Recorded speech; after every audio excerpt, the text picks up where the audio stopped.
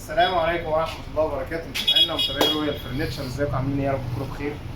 معاكم المهندس طه جمال ربيع. الفيديو ده بتاريخ يوم 29 النهارده 30 ولا 29؟ 29. الفيديو ده بتاريخ 29/8/2025. بصوا يا جماعة عشان ما نطولش عليكم، لسه جاي لنا ما شاء الله بعد الصلاة والسلام على رسول الله تشكيلة فريزرات مستعمل مش جديد. حد يجي يكلمني انا يعني في المستعمل ما بيفرقش معايا الشكل قوي قد ما بيفرق معايا الجوهر، بيفرق معايا حاله الموتور، بيفرق معايا الجهاز نفسه. اكيد طبعا بيجي لي حاجات مثلا ممكن يكون اتعمل فيها صنع قبل كده، بس اللي هنعرضه على حضراتكم دلوقتي حرفيا ما اتعملش فيه صيانه في موتوره نهائي. الموتور الاصلي شحن الفريون الاصلي بتاعه. اول حاجه الفريزر ده كريازي،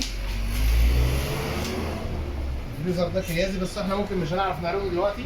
ده كريازي 6 درج نو فروست بخار. السعه اللتريه بتاعته 270 لتر، ما اتعملش فيه صيانه نهائي. مش هنطول عليكم، اخره خالص 10000 جنيه.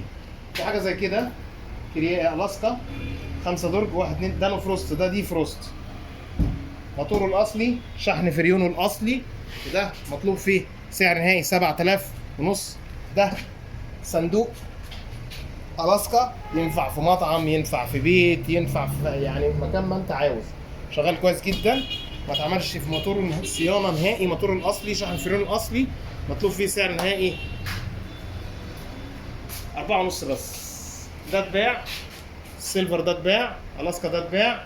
في حاجه زي كده برضو نو فروست كريازي مطلوب فيه سعر نهائي 9000 جنيه.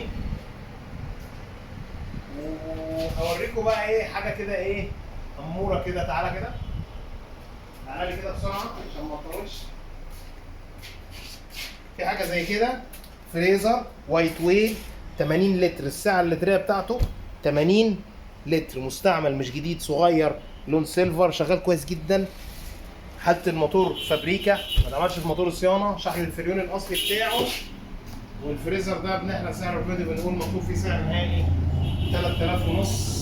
عنواننا بالتفصيل المطريه القاهره 73 شارع الترول قدام مسجد التوحيد. السلام عليكم ورحمه الله وبركاته.